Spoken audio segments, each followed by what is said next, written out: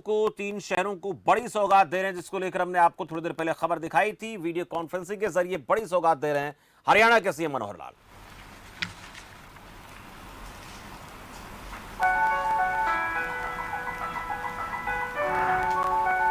हर पल विकास को जहां मिलती है रफ्तार, हर निर्णय में अंत्योदय है जहां आधार।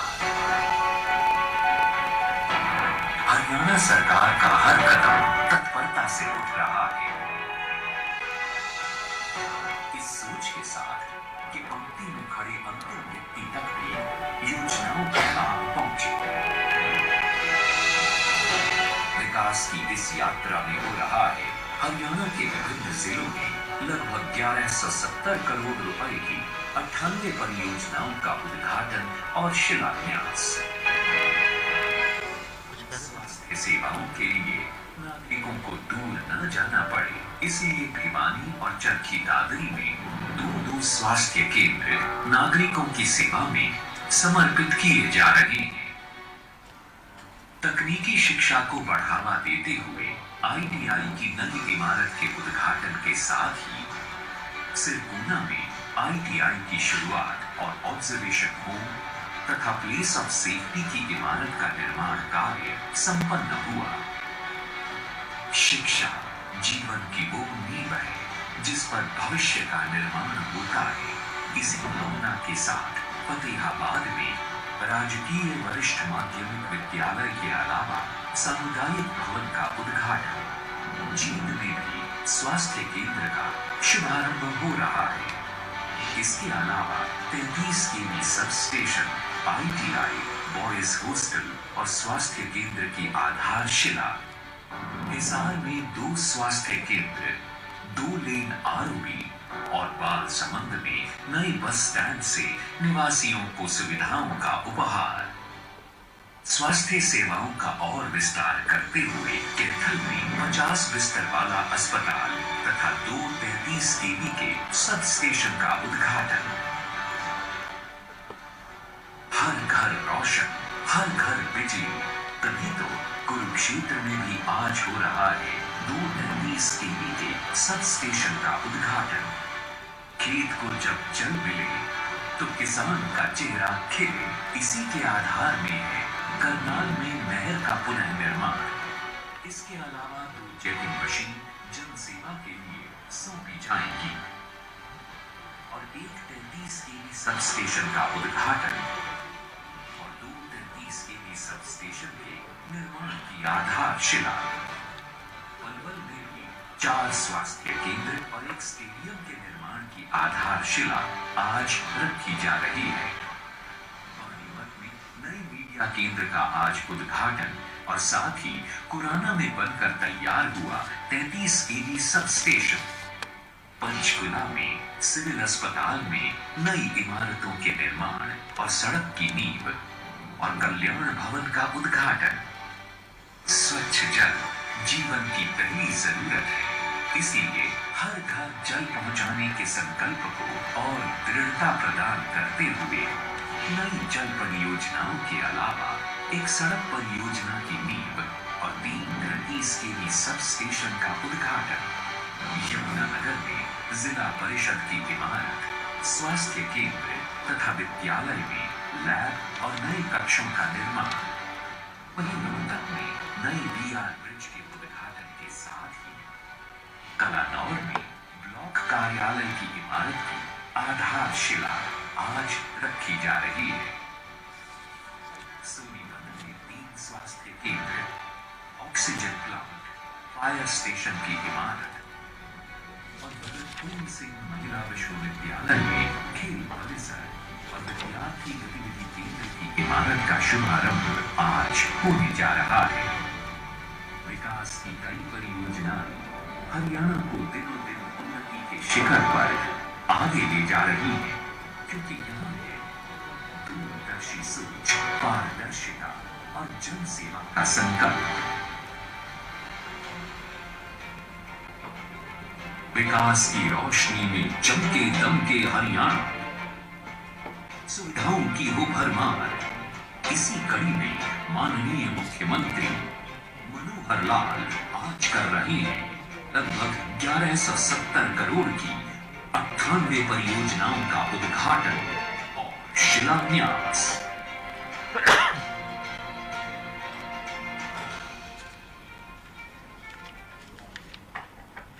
अब मैं माननीय मुख्यमंत्री जी से अनुरोध करूंगा कि कुछ महत्वपूर्ण परियोजनाओं का लोकार्पण अपने कर कमलों से करें।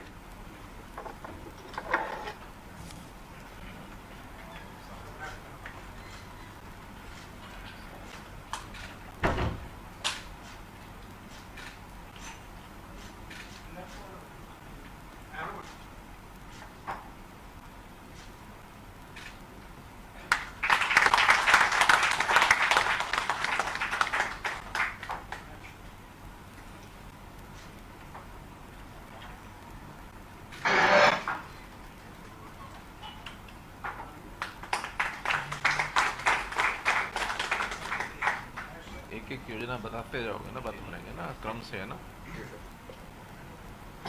सर, मलेरिया कार्यालय सेंटर है सेक्टर 6 पंचकुला में। हो गया ये, आगे अगला क्या है? जगाधरी बिलासपुर सडोरा। हाँ, जगाधरी बिलासपुर सडोरा रायपुर रानी मौली सड़क का 4 लेन का कार्य का शिलान्यास है सर।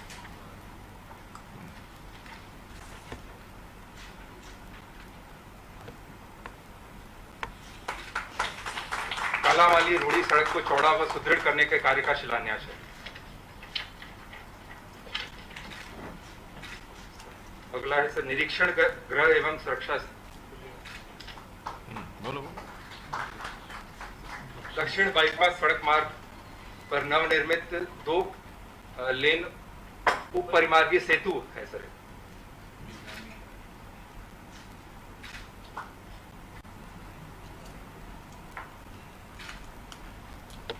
उत्तर हरियाणा बिजली वितरण निगम का प्रथम 33 केवी गैस इंसुलेटेड सब स्टेशन जाटों कला करनाल में।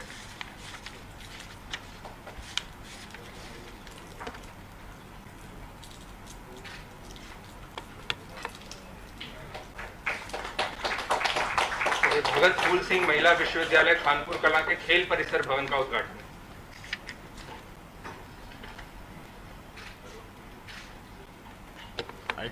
आईटीआई सर फरीदाबाद का नवनिर्मित भवन है। धन्यवाद सर।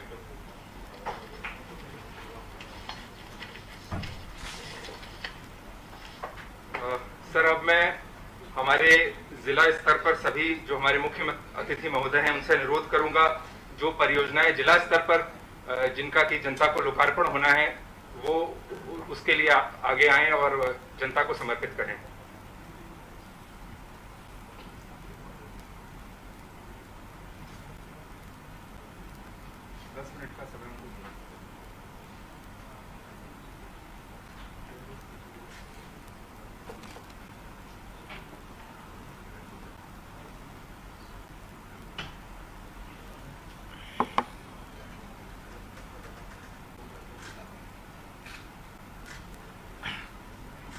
साधन क्या ऑनलाइन?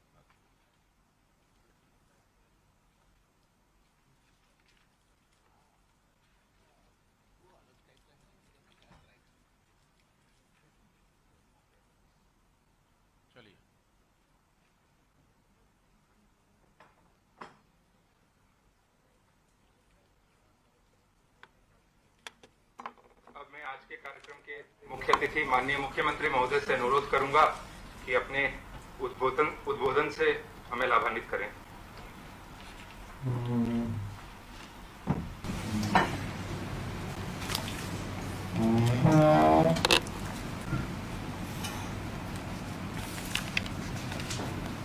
आज के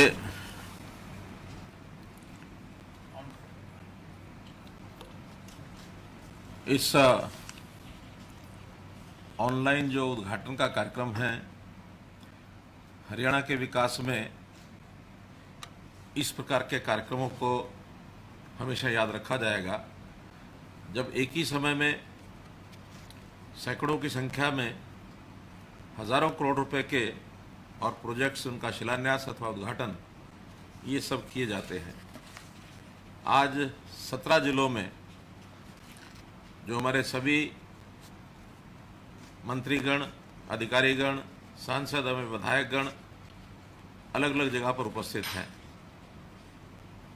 फरीदाबाद में हमारे केंद्रीय मंत्री श्री कृष्णपाल जी गुर्जर,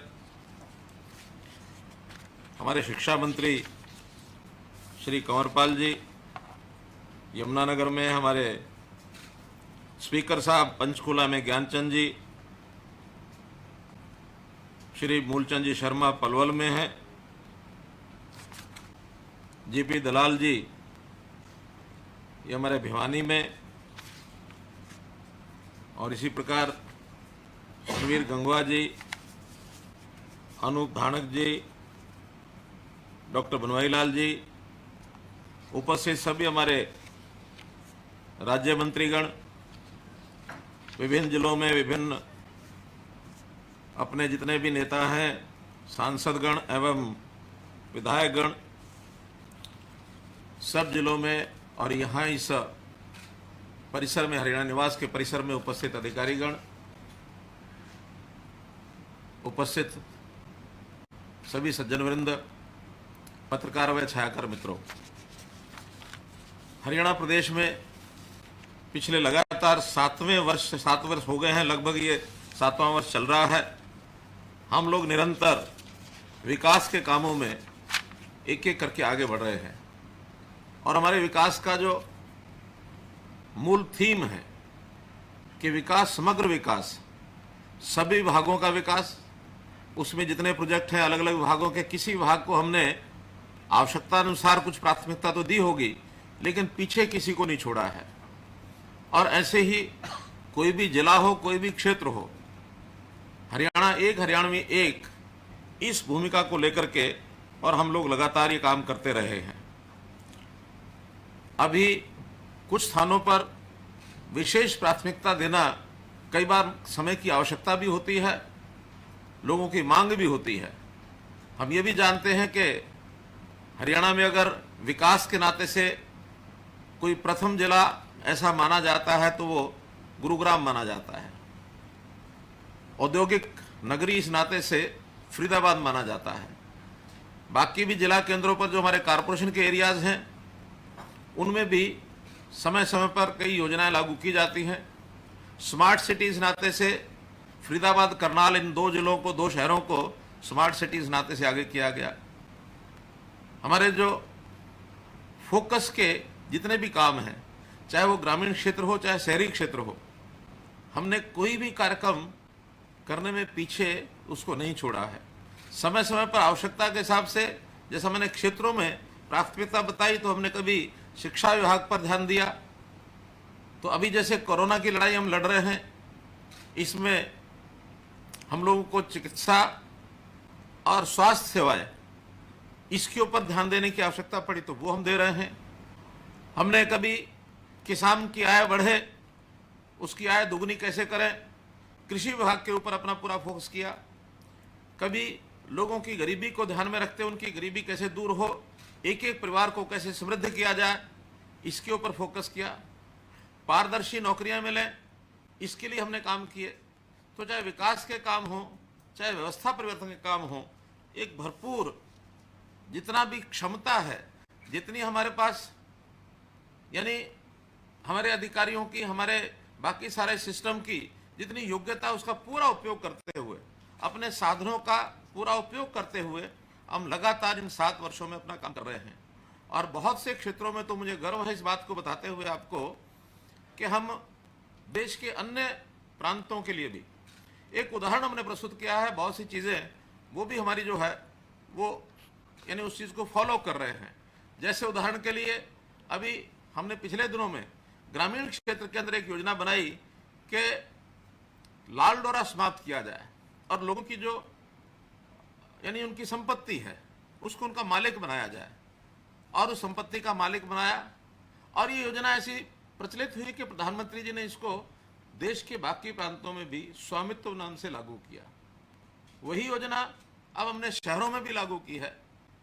कैसे जो कुछ प्रॉपर्टीज थी जो लोगों ने लीज के ऊपर 20 साल से पहले से भी ली हुई है, अर्थात सन 2000 से पहले से जिनके पास लीज है, देश की आज़ादी के बाद बहुत बड़ी प्रॉपर्टीज ऐसी लीज पर दी गई जिसको 50 साल 60 साल 70 साल पुराने हो गए हैं, उनकी भी अपेक्षा थी कि हम इन ज़मीनों के मालिक बने। हमने पॉलिसी बना करके उनको भी स्वामित्व का अधिकार ये दिया है ताकि वो अपनी जो उचित राशि है उसको पे करके उसके स्वामित्व की उनको अधिकार मिल जाए। तो ऐसे बहुत हमने काम किए हैं। और जहाँ तक प्रदेश सरकार का विषय तो हम कर ही रहे हैं, हमारी केंद्र सरकार वो भी किसी बात में पीछे नहीं रह रही है। देश के प्रधानमंत्री ने हर वर्ग के लिए कुछ ना कुछ काम किया जाए उसके लिए सदैव कुछ ना कुछ नई योजनाएं बनाते रहे हैं। किसानों के लिए तो बहुत ही योजनाएं बनाई, और जैसे किसानों की आय डबल करनी है उसमें जैसे अभी कल का ही उदाहरण लेते हैं तो एमएसपी की वृद्धि पिछले 3 साल से लगातार एक वृद्धि का पैमाना रखा है कि जो फसल की यानी उसकी कॉस्ट है उस कॉस्ट के ऊपर 50% का प्रॉफिट देना इसको सुनिश्चित किया गया है। तो मैं आज इस अवसर पर प्रधानमंत्री जी का धन्यवाद भी करता हूं और किसानों को बधाई भी देता हूं कि हमारी कल 16 फसलों की जो खरीफ की फसलें हैं उनकी जो एमएसपी है उसको बढ़ाया गया है। उसमें चाहे धान है, ज्वार है, बाजरा है, रागी है, मक्का है, अरहर है, मूंग है, उड़द, मूंगफली, सूरजमुखी, सोयाबीन, तिल, रामतिल, कपास, ये सब फसलों पर किसी का 5% तो किसी का 6%, किसी का 4%, इन सब फसलों के ऊपर और जो है उन्होंने रेट बढ़ाए हैं। तो इसके लिए मैं प्रधानमंत्री जी का बहुत आभार व्यक्त करता हूं। अभी विकास के काम जब हम शुरू करते हैं तो पिछले साल से पहले कभी कभी ऐसा लगता था कि विकास के काम कुछ चल रहे हैं तो साल अंत तक बजट की कुछ ऐसे व्यवस्थाएं बनाई हुई थी कि कई बार काम अधूरे रह जाते थे, और कभी कभी उस बजट में से पैसा बचता था तो 31 मार्च को वो लैप्स भी होता था। काम पूरा नहीं हुआ तो लैप्स हो गया, अगले वर्ष में फिर व्यवस्था करनी पड़ती थी। हमारे फाइनेंस सेक्रेटरी पिछले बार मैं उनको बधाई देता हूं कि इस साल के बजट में उन्होंने एक नई व्यवस्था बना करके दी, जो उस समय घोषणा भी हमने की थी कि medium term expenditure framework reserve fund ये बनाया, जिसमें 800 करोड़ रुपए से ऊपर इसको रिजर्व रखा, ताकि कोई भी विकास के चलते हुए काम में यदि उसका खर्च ज़्यादा होता है तो उसमें से निकाल लिया जाए, अगर कहीं बचता है तो वो उसमें डाला जाए, और 31 मार्च के बाद भी यदि काम पूरा नहीं हुआ, पैसा उसका बचा है तो उसमें डाल करके अगले वर्ष उसका उपयोग किया जाए। तो ऐसा रिजर्व फंड बनने से काम की गति वो नहीं रुकेगी और काम की जो लगातार चलने वाला ये काम चलता रहेगा। आज का जो कार्यक्रम हम कर रहे हैं इसमें जैसे बताया गया स्लाइड्स के अंदर कि 98 प्रोजेक्ट्स शिलान्यास के और उद्घाटन के जो 1170 करोड़ रुपए के लागत के पूरे प्रदेश में आज बनाए गए हैं। 17 जिलों में आज ये कार्यक्रम हो रहे हैं। 4 जिलों में किन्हीं कारणों से या तो प्रोजेक्ट वहाँ के कम थे अथवा कार्यक्रम नहीं हो पाए, और जो प्रोजेक्ट होंगे उनको ही बाद में लिया जाएगा। और अभी ये कर रहे ऐसा नहीं है, बल्कि पिछले 2 वर्षों में 19-20 और 20-21 उसमें भी हमने 3 कार्यक्रम ऐसे किए थे, बड़े कार्यक्रम ऑनलाइन, और जिसके अंदर 680 प्रोजेक्ट्स का 7,300 करोड़ की लागत के ये कार्यक्रम हमने किए थे। संयोग ऐसा है कि ये वर्ष और इससे पिछला वर्ष, चाहे वो 20-21 रहा हो चाहे 19-20 रहा हो, ये कोरोना का एक जो समय था इसके कारण से भी इन कार्यक्रमों के माध्यम से ये सब हमें करना पड़ा। कोरोना का एक अभिशाप के रूप में कोरोना आया, इसकी पीड़ाएं सबको महसूस हो रही हैं, लेकिन इस कोरोना ने कुछ नई बातें जिनको जन्म दिया है, उसमें एक चीज़ दूर बैठे हुए भी हम अपने काम को किस प्रकार से ऑनलाइन कार्यक्रमों के माध्यम से कर सकते हैं, एक ये अवसर के रूप में भी हमने इसको उपयोग किया है। चाहे उसमें शिक्षा की बात हो, चाहे उसमें हमारे आपस में विचार विमर्श की बैठकों की, सभाओं की, जो भी विषय है उसको हमने ऑनलाइन सिस्टम के माध्यम से उसको किया है। तो ये हमारे उद्घाटन के कार्यक्रम भी इसी प्रकार से किए हैं हमने। और कई विषय जिनका हमने पिछले वर्षों में फोकस जिन पर किया है, एक एक करके मैं अगर उल्लेख करता हूं तो सिंचाई, पानी, ये भी हमने फोकस के रूप में लेकर के आए। हमने द्विवर्षीय जल योजना एक बनाई ताकि आने वाले ये 2 वर्ष पानी को हम कैसे बचा सकते हैं, क्योंकि पानी हमारे जीवन का एक बहुत महत्वपूर्ण, जिसको कहना चाहिए, अंग है। पानी और हवा, पानी और ऑक्सीजन, ये 2 ऐसे अवयव हैं जो तुरंत हमको साथ साथ जीवन को चलाने के लिए चाहिए। खाने के लिए 2 घंटे, 10 घंटे, 20 घंटे, 24 घंटे, 48 घंटे कम खाया तो शरीर अपने आप उस एनर्जी को प्रोड्यूस करता है, लेकिन हवा, ऑक्सीजन, इसकी ड्यूरेशन बहुत कम है कि हमको रिपीट नहीं चाहिए। पानी, इसका ड्यूरेशन भी बहुत कम है कि शरीर हमारा उतना ज़्यादा नहीं इसको रख सकता। तो पानी हमारे जीवन के लिए आवश्यक है, वहीं ये वनस्पति के लिए भी आवश्यक है, वहीं हमारी जलवायु के लिए भी आवश्यक है। तो जैसे पानी घट रहा है, उस घटते पानी को देख करके चिंता हुई, तो पिछले वर्ष हमने योजना एक बनाई कि फसलों में खास करके धान की पैदावार कम की जाए, और मेरा पानी मेरी विरासत। हम विरासत में अपनी पीढ़ी को बहुत कुछ दे के जाने वाले हैं, मकान दे के जाने वाले हैं, गाड़ियां दे के जाने वाले हैं, पैसा दे के जाने वाले हैं, फिक्स डिपॉजिट दे के जाने वाले हैं, जमीन भी दे के जाने वाले हैं। लेकिन जमीन के साथ अगर पानी नहीं दिया तो ये सारी चीजें बेकार हैं। तो इसलिए मेरा पानी मेरी विरासत जैसी हमने योजनाएं चलाई, और उसके लिए सूक्ष्म सिंचाई, यही उसका एक बेहतर, जिसको कहना चाहिए, एक विकल्प कि हमारी सिंचाई में ज्यादा पानी न लगे। तो सूक्ष्म सिंचाई की बड़ी योजनाएं इस बार हमने 2,68,625 हेक्टेयर की अगले 3 साल के अंदर 3700 करोड़ रुपए लगा करके 4 बड़ी परियोजनाएं सिंचाई विभाग ने शुरू करने का एक संकल्प लिया है। और इसमें हमारा जो पावर डिपार्टमेंट है, पावर डिपार्टमेंट भी इसमें सहयोग करेगा। एक विषय बहुत हमारे विपक्ष के लोग जोरों से उठा रहे हैं कि पावर के कनेक्शन, बिजली के कनेक्शन, ट्यूबवेल कनेक्शन ये देने बंद कर दिए हैं। हमने कोई कनेक्शन बंद नहीं किया है। हाँ, एक शर्त लगाई है कि पावर का कनेक्शन वहीं देंगे जो पानी बचत करने के लिए हमारा सहयोग करेगा। और वो कैसे करेगा कि हम या तो छोटी हार्स पावर, 15 हार्स पावर से नीचे के कनेक्शन खुले रूप से देंगे। इससे ऊपर पानी जहां बहुत ऊपर है, अर्थात 20 या 25 मीटर से ऊपर अगर रहेगा तो वो हम खुला कनेक्शन देंगे। अगर 25 कितना मीटर रखा, 25, 30 मीटर अर्थात 100 फुट, इससे नीचे अगर पानी है कहीं और मोटर 15 हार्स पावर से ज्यादा चाहिए, तो एक ही कंडीशन है, वो है माइक्रो इरिगेशन। यदि माइक्रो इरिगेशन के प्रोजेक्ट लगते हैं, खुली सिंचाई नहीं करते हैं, तो वहां के लिए कहीं के लिए भी और बिजली के ट्यूबवेल का कनेक्शन ये बंद नहीं है। इसलिए मित्रों, बिजली हमारे पास पर्याप्त है, कोई कम नहीं है, लेकिन पानी बचाने का मुद्दा उससे भी बड़ा है। पानी बचाने के लिए सहयोग हमारे किसान करें, और सूक्ष्म सिंचाई की जो योजनाएं हैं वो भी सारा पैसा को किसान को नहीं खर्च करना है। 85% कम नहीं होती राशि, 85% राशि सब्सिडी के रूप में दी जाएगी। केवल 15% पैसा ये किसान को खर्च करना है, और इसमें अगर करते हैं तो हम पानी और ये बिजली के कनेक्शन ट्यूबवेल्स के ये देने के लिए तैयार हैं। रास्ते जहां तक विषय है, हमने 19-20 में घोषणा की थी कि एक गांव से दूसरे गांव को जोड़ने वाले सब रास्तों को पक्का किया जाएगा। इसके लिए नाबार्ड से हमने व्यवस्था की है लोन की। 490 करोड़ रुपए में 1225 किलोमीटर ऐसे 475 रास्ते ये भी पक्के करने की योजना हमने बना ली है, और एक गांव को दूसरे गांव से जोड़ने का ये हमने प्रावधान इसमें किया है। हमारे यहाँ सड़कों का जाल, कोई प्रदेश हो, सबसे ज्यादा सड़कों का जाल हरियाणा में है। हमारे संयोग से समतल भूमि है, संयोग से आबादी भी बहुत गांव नजदीक हैं, और जमीन जरूर हमको कठिनाई होती है प्रोक्योर करने में और उसको महंगी मिलती है, लेकिन फिर भी लोग सहयोग करते हैं। जाल, सड़कों का जाल, चाहे नेशनल हाईवेज हैं, चाहे स्टेट हाईवेज हैं, चाहे डिस्ट्रिक्ट रोड्स हैं, और चाहे मार्केटिंग बोर्ड के द्वारा बनाई जाने वाली सड़कें हैं, इन सब सड़कों का जाल फैला है। फिर भी इसको और हम आगे बढ़ा रहे हैं। अभी 17 राष्ट्रीय राजमार्ग 1070 किलोमीटर के, और ये अभी घोषित नए किए गए हैं, और इनमें से 669 किलोमीटर लंबे 11 राष्ट्रीय राजमार्ग पर इस समय काम चल रहा है। बाकी भी काम जल्दी शुरू हो जाएगा।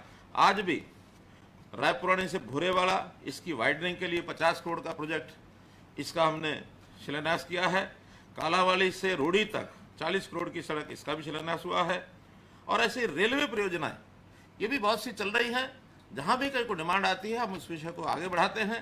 पहले केवल रेलवे विभाग के ऊपर ये निर्भर था, लेकिन अब हमने रेलवे विभाग से हरियाणा सरकार का एक साझेदारी हमने कर ली है, एक ज्वाइंट वेंचर बनाया है और उसमें से 50-50 की इन्वेस्टमेंट में ये प्रोजेक्ट सारे एक प्रकार से बनाए जाते हैं।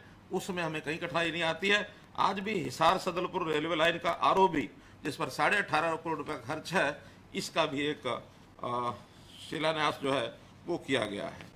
ऐसे ही हमारी जो मंडी व्यवस्था है, जो किसानों के लिए एक बहुत ही जिसको कहना चाहिए बिक्री के लिए, मार्केटिंग के लिए एक बहुत बड़ी आवश्यकता, इसको भी लगातार हम आगे बढ़ा रहे हैं। गन्नौर की हमारी अंतर्राष्ट्रीय जो मंडी है, 7,000 करोड़ रुपए लगा करके ये योजना थोड़ा डिले जरूर हुई है, लेकिन अब ये फाइनल लेवल पर आई है। इसका जो बहुत जल्दी इसके टेंडर हो जाएंगे और टेंडर होते ही इस पर काम शुरू होगा। अगले 2 वर्ष के अंदर इसका कोई ना कोई एक बढ़िया स्वरूप निकल करके आएगा। ऐसे ही पंचकुला जिले में सेब मंडी, इसका भी निर्माण जो है वो योजना उसकी बन गई है। उसके भी बहुत जल्दी उसका निवेश जो किया जाएगा और उसका ऑक्शन करके लोगों को उसकी सुविधा दी जाएगी। जहाँ तक शिक्षा और मेडिकल शिक्षा, ये भी हम लगातार बढ़ा रहे हैं। जैसे हमने घोषणा की हुई है कि हर कॉलेज में, हर जिले में एक मेडिकल कॉलेज अवश्य होगा। अब प्राइवेट और सरकारी कॉलेज मिला करके तो कोई 1-2 जिले ही बचे हैं, लेकिन अगर हम प्राइवेट को निकालें तो सरकारी कॉलेज भी हमारे शायद 11 से ऊपर हो गए हैं। 6 जो आगे घोषित हो गए हैं, 9 हो गए हैं। तो ऐसे कुल मिला करके बाकी स्थानों पर भी हम जहां नहीं बने हैं वहां और सरकारी कॉलेजेस बनाने की हमारी योजना है। और जहां तक स्वास्थ्य सेवाओं का विषय है, हमारे जिला हेडक्वार्टर पर 200 बेड का अस्पताल सब जगह हो, ये हमने घोषणा की है। और साथ में CHCs उनको मजबूत किया जाए।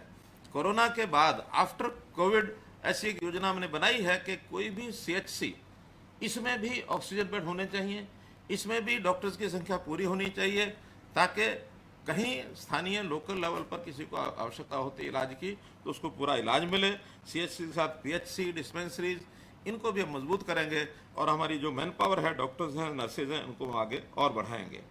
आज कलायत के अंदर हॉस्पिटल, 50 बेड का हॉस्पिटल है, उसका आज इनाग्रेशन किया है। ऐसे ही सेक्टर 6 पंचकुला का जो हॉस्पिटल है, वहाँ एक सर्विस ब्लॉक, उसका फाउंडेशन स्टोन ये भी आज किया गया है। तो इसमें कुछ योजनाएं आज हमने बनाई हैं। शिक्षा के नाते चाहे कॉलेजेस हैं, चाहे यूनिवर्सिटीज़ हैं, ये भी हमारी पर्याप्त मात्रा में। टेक्निकल एजुकेशन के कॉलेज, ITIs भी पर्याप्त हैं। आज 2 ITIs, एक का शिलान्यास किया है, का उद्घाटन किया है, पेगा में उद्घाटन किया है, और फरीदाबाद की एक ITI इसका उद्घाटन किया है और पेगा का उसका शिलान्यास ये किया गया है। खानपुर महिला कॉलेज के अंदर एक स्पोर्ट्स कॉम्प्लेक्स, इसका भी आज उद्घाटन किया गया है। स्पोर्ट्स में भी हम लगातार आगे बढ़ रहे हैं, चाहे हमारे ब्लॉक लेवल के स्टेडियम हो, डिस्ट्रिक्ट लेवल के स्टेडियम हो, नेशनल लेवल के स्टेडियम हो, इन सब पर हम ध्यान कर रहे हैं। और इस बार तो पंचकुला और इसके आसपास हमारा पूरा इंफ्रास्ट्रक्चर ये हम बढ़ाएंगे। इसलिए भी बढ़ाएंगे कि 2021 का खेलो इंडिया कार्यक्रम, इस बार इसका आयोजन ये हमको ही मिला है और हम उसकी मेज़बानी कर रहे हैं। तो पंचकुला उसका केंद्र होगा। पंचकुला और आसपास के सब जिले और यहाँ तक चंडीगढ़, उसका भी हम उपयोग करेंगे।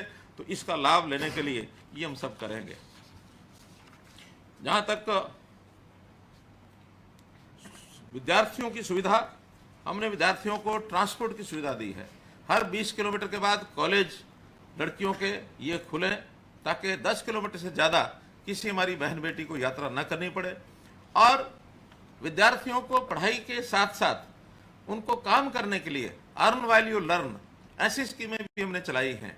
और इसमें खास करके जो कृषि विभाग ने अभी सॉइल हेल्थ कार्ड की जो योजना बनाई है, सब साइंस के सीनियर सेकेंडरी स्कूल और साइंस के जो कॉलेजेस की जहाँ क्लासेज हैं, वहाँ पर सॉइल हेल्थ कार्ड बनाने की योजना ये बन गई है, ताकि विद्यार्थी वो सैंपल इकट्ठा करके भी लाएगा, टेस्टिंग भी करेगा ताकि उसको उसका लाभ हो सके।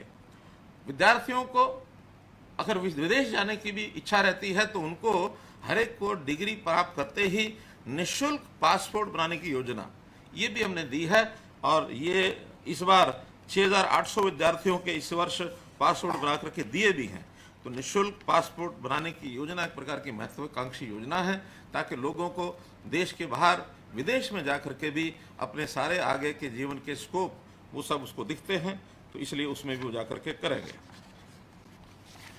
भ्रष्टाचार को दूर करने की भी हमारी बहुत सी स्कीमें हमने चलाई हैं, पारदर्शी, चाहे वो तहसीलों का भ्रष्टाचार हो, चाहे वो ट्रांसपोर्ट डिपार्टमेंट में ऑपरेशन सिद्धि की बात हो, और चाहे अनऑथराइज्ड कॉलोनीज में जो अनाप शराब मशरूम ग्रोथ हो रही थी उसको रोकने के लिए भी, और हमने रजिस्ट्रेशन का जो प्रोसेस है उसको बदल करके, और जहां कहीं एग्रीकल्चर लैंड के ऊपर यानी अनवांटेड ग्रोथ ऐसी जैसी हो रही थी उसको रोकने के लिए भी हमने प्रावधान किए हैं, और उसमें भी लोगों को बहुत राहत मिल रही है ताकि वहाँ जो कॉलोनीज हैं अनऑथराइज्ड उनको रोका जा सके, और जो पुरानी अनऑथराइज्ड कॉलोनीज हैं उनको रेगुलर करने की भी हमने योजना बनाई है।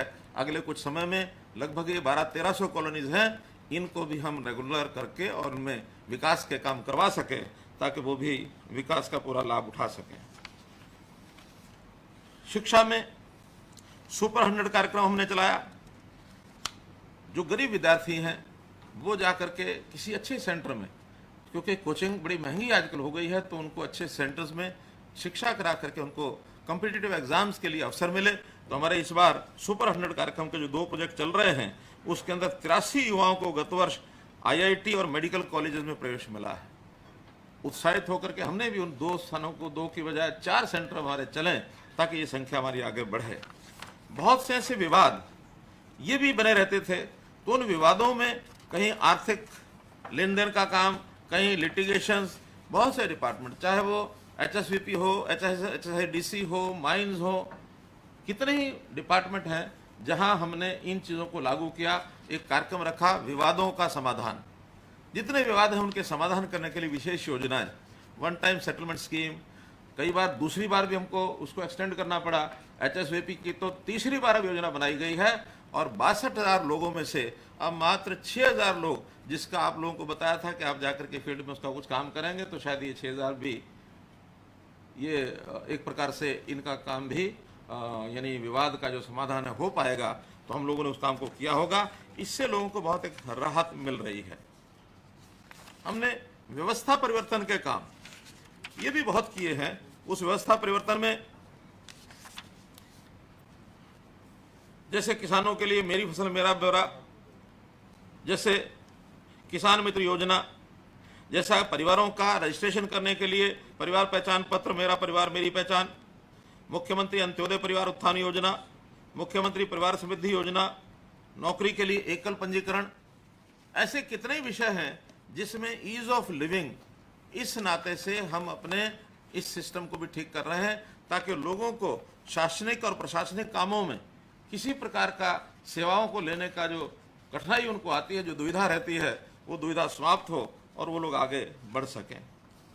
अभी कोविड के कारण से बहुत से हमारे परिवार अपने प्रियजनों को खो गए।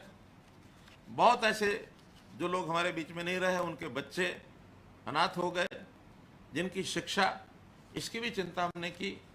इनका जो एक मुख्यमंत्री बाल सेवा योजना जो शुरू की गई है, 18 वर्ष तक की आयु की कई योजनाएं प्रदेश सरकार ने बनाई, और मुझे खुशी है बताते हुए कि 18 से 23 वर्ष के ऐसे जितने भी अनाथ जो हैं वो 18 वर्ष की आयु में जैसे पहुंचेंगे, तो केंद्र सरकार ने PM केयर फंड्स के माध्यम से प्रधानमंत्री जी ने 10 लाख रुपया ऐसे हर बालक जो 18 वर्ष का होगा उसके खाते में वो जमा कराएंगे। 5 वर्ष तक उसका इंटरेस्ट उसको मिलेगा, और 23 वर्ष का होने के बाद वो पूरे 10 लाख रुपए आगे उसको सेटलमेंट के लिए, अपने व्यवसाय आदि के लिए उसको मिलेंगे, ताकि वो अपने जीवन को ठीक से चालू कर सके। तो ऐसे संस्थागत अथवा गैर संस्थागत ऐसे सब परिवारों को, और जो मरीज थे उनको भी हमने जो घर में होम आइसोलेशन के साथ साथ उसने अपनी दवा दारू भी की है, उसने अपने डॉक्टर को भी कंसल्ट किया है, कुछ खर्च किया होगा। 5,000 रुपया प्रति ऐसे मरीज को हमने दिया है जो प्राइवेट हॉस्पिटल्स में गए थे। उनका, गरीब परिवारों में से जो लोग गए थे, उनका इलाज ये भी हमने मुफ्त किया है। जो लोग हमें छोड़कर चले गए ऐसे गरीब परिवारों की भी 2 लाख रुपए की व्यवस्था वो सरकार ने की है। और ऐसे जितने भी सोशल जस्टिस के काम हैं उन सोशल जस्टिस के कामों को करते हुए हम ये चाहते हैं कि जो असमानता है, ये असमानता, ये दूरियां कैसे कम हो, इसको कैसे रिड्यूस किया जाए, इसके लिए मुझे आपको बताते हुए ये भी खुशी हो रही है कि अभी नीति आयोग ने हरियाणा को, जैसे ये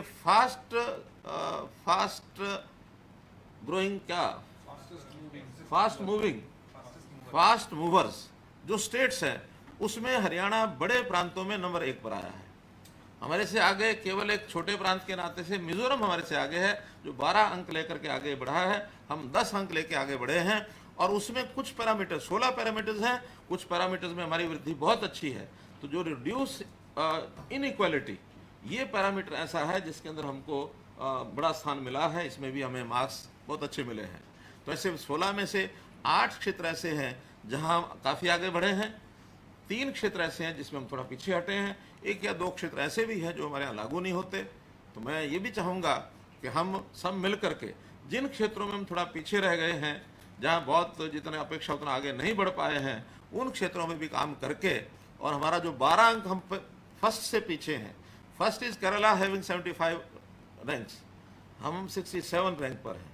तो ये 12 नहीं 8 ही रह गए।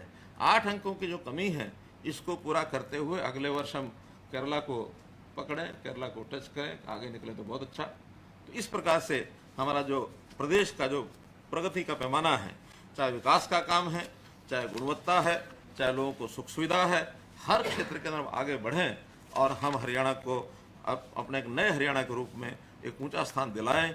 यही हम सब मिलकर, चाहे हमारी सरकार, चाहे हमारे अधिकारीगण और चाहे जनता का सहयोग, सबका सहयोग चाहिए और सबका साथ होगा तो सबका विकास होगा, ऐसी मान्यता। इस बात को कह करके मैं अपनी वाणी को विराम देता हूं। बहुत बहुत धन्यवाद। तो सुना आपने हरियाणा के मुख्यमंत्री की तरफ से 1170 करोड़ की परियोजनाओं का शिलान्यास और उद्घाटन किया, और उसके बाद मीडिया के जरिए संबोधित भी कर रहे थे हरियाणा के मुख्यमंत्री। उनमें उन्होंने वो तमाम बातें गिनाई हैं जिसके चलते हरियाणा प्रदेश को विकास की गति पर आगे ले जाने की कोशिश की जा रही है। अलग अलग क्षेत्रों में कैसे हरियाणा को आगे लेकर जाना है, क्या क्या तैयारियां हमें करनी है, निरंतर विकास के कामों में हम आगे बढ़ रहे हैं और आने वाले दिनों में विकास का जो स्तर है और भी ज़्यादा तेज होगा। हरियाणा में सड़कों को लेकर कहा कि हरियाणा में सड़कों का जाल हम बिछा रहे हैं, रास्तों को पक्का करने की हमारी प्लानिंग है, लगातार इसके ऊपर काम चल रहा है। एमएसपी बढ़ाने पर प्रधानमंत्री का सहयोग, इसके लिए उनका धन्यवाद। तो ये बड़ी बातें, 1170 करोड़ की 98 परियोजनाओं का उद्घाटन और शिलान्यास आज हरियाणा के मुख्यमंत्री की तरफ से किया गया।